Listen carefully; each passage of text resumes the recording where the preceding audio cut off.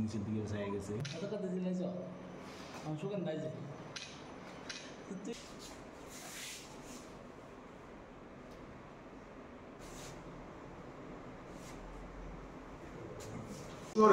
রিটায়ারমেন্টে যাচ্ছেন গড়ে 4,000, 2018-19 রিটায়ারমেন্টে গেছেন 3,828 জন, 2019-20 রিটায়ারমেন্টে গেছেন সরকারি দপ্তর থেকে 4,596 জন, 2020-21 রিটায়ারমেন্টে গেছেন 4,112 জন, এরকম করে 4,412 জন।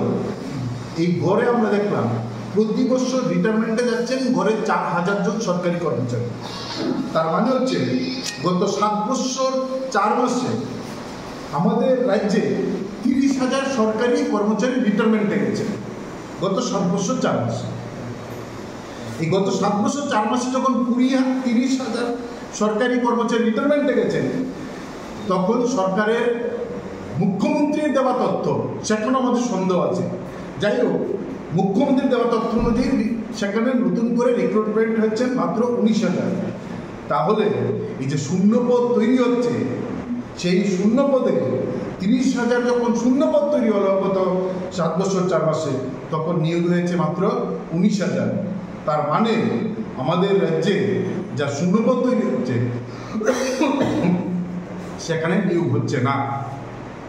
সরকারি নিয়ম অনুযায়ী এই সরকার পলিসি অনুযায়ী প্রতি বছর 3 থেকে 3,500 শূন্যপদ অ্যাবলিস্ট করে দেওয়ার চেয়ে পরিকল্পিতভাবে মাননীয় মুখ্যমন্ত্রী মানিক শাহর নেতৃত্বে সরকারের পলিসি অনুযায়ী শূন্যপদ অ্যাবলিস্ট হচ্ছেন প্রতি বছর 3,500 থেকে 4,000। সেই পদে আর নতুন করে নিয়োগ হবে না এই সরকারের পলিসি অনুযায়ী। সরকার এই যে 19,000 ধ্বজা উড়াচ্ছেন, আমাদের প্রশ্ন শূন্যপদগুলো কেন অ্যাবলিস্ট করা হচ্ছে, কেন শূন্যপদ প্রতি বছর তৈরি হওয়ার পরও নিয়োগ করা হচ্ছে না? তিনি 19,000 চাকরির কথা বলে সফলতা করে নেওয়ার চেষ্টা করছেন, প্রায়ই বক্তৃতা দিচ্ছেন। 3 নম্বর